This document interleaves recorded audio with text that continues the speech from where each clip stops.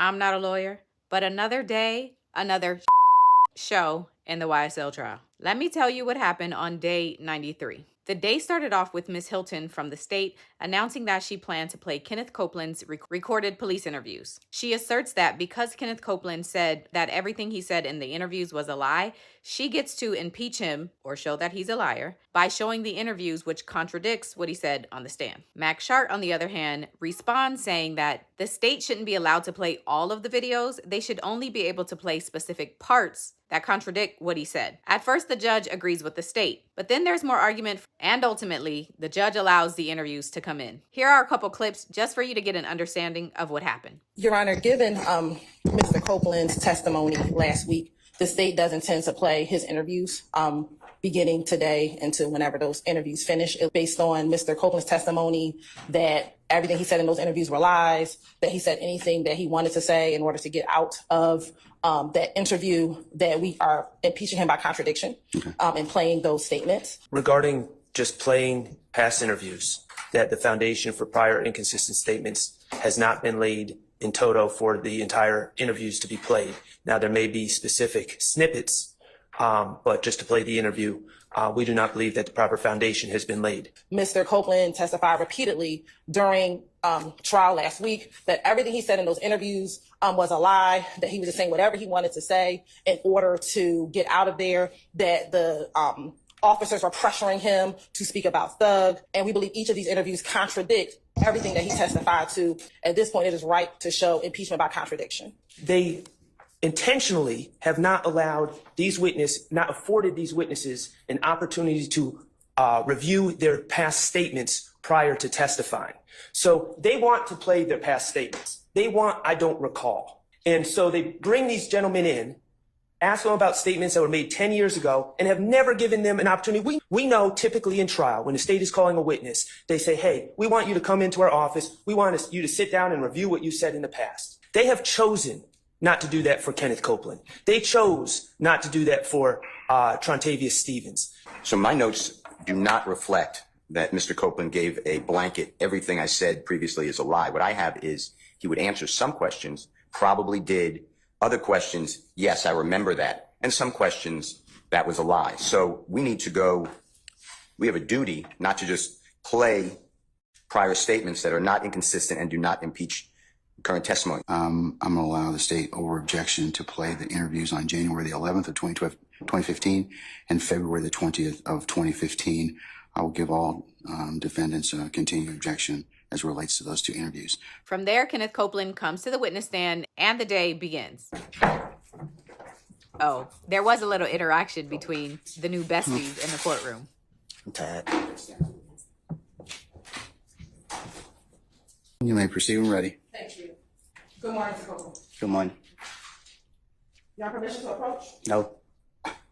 She was asking me that, Mr. Copeland, okay? All right. Okay. Counselors, you want to take a look at what counsel for the state is going to show you? Do you see yourself in this image? Yes. All right.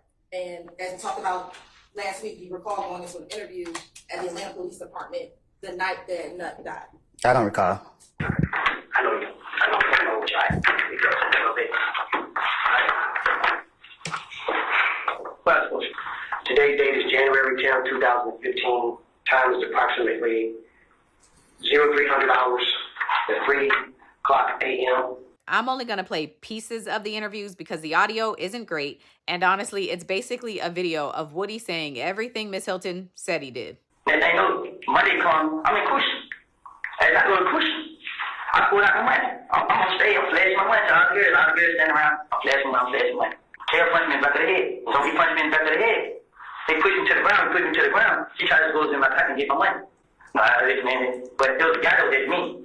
Said, so the guy down the road, Mo, he's supposed to kill me and y'all too. Broadcast, and I'm going to move it to 3/12/58. Oh! All right.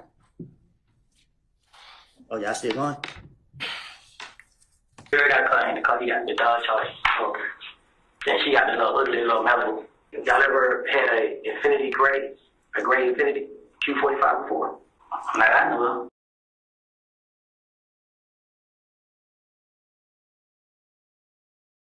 I don't know what it was, man. Honestly, I can't, man. I'm so confused right now. So me and us each other, judge each other. He's like, what's going on with you? You know what I'm saying? At this point, the judge announces that the AC is broken and that someone has COVID. Chiller or something like that is malfunctioning again. So bear with us, okay? All right. It's working some. They tell me like 70%, but this doesn't feel like 70%, does it? Okay, members of the gallery, I'm going to call our jurors out in just a second, but I was speaking with counsel. We have somebody that may have tested positive for COVID this morning. So if you want to wear a mask, you're certainly welcome to do so. I'm going to put one on in just a second. We have masks available for your use if you like to. So with that, if you need one, let us know. We'll go ahead and have you wear one, okay? All right. And then the state plays the interview from after Woody and his girlfriend and his daughter were shot at. Your Honor, next we will tender State's Exhibit 378, Yankee Charlie. Who do you think at this point? Do you recognize anybody in the car that tonight, this evening, that shot at you? You recognize who it is. I'm just waiting on you to be real with me about it. Do you recognize anybody? I couldn't even see her face. Because you can't sit here and tell me today who you recognize as the person who was shooting at you. All thing going on right now, just waiting on you need to catch up with me and kill me. So how do you feel that you know that when they gonna catch up to you and kill you? How does that make you feel? Just take care of my family right now while I can. So basically, Young Thug watched this interview. Yeah. And Birdman. And now I seen him in the club. I gave him that. He gave me that. And I was talking to him. Then he went and talked with him too. He's like, yo, nobody don't want to hang around. I promise they don't want to hang around. So that was basically the day. The jurors are sent home. And before the day is wrapped, Brian Steele does this. This is being 5 minutes on serve. State and record. But it's being filed as well. This is not a file copy. Okay, we'll take it up tomorrow, Mr. Steele, okay? So it turns out that paperwork that Brian Steele was passing out was actually a motion for Judge Glanville to be recused from the case. All of his previous motions have just been verbal, but this is the first one that he's actually filed. He, of course, references the ex parte meeting in the motion, and he says that there are numerous instances in which the judge's behavior appears to be biased against the defense counsel and instead favors the state. The other thing that Brian Steele includes is this part, which basically says that a judge can only rule on the sufficiency of the motion, meaning if the motion is filed in a timely manner, not like 2 years after the event, and if what's alleged in the motion is assumed to be true, would it require the judge to be removed? So if the answer to both of those questions are yes, Judge Glanville is supposed to give the recusal motion to another judge for them to determine. But I guess we'll see how that goes tomorrow. One more thing, because this case never stops, is that Kayla Bumpus, the stand-in attorney for Kenneth Copeland, also filed a motion today. Her motion is to quash or stop the show cause hearing that the judge scheduled for next week to determine who leaked the information about the ex parte meeting. In Kayla's motion, she talks about what happened during the meeting, saying that the judge asked Woody if he was prepared to testify.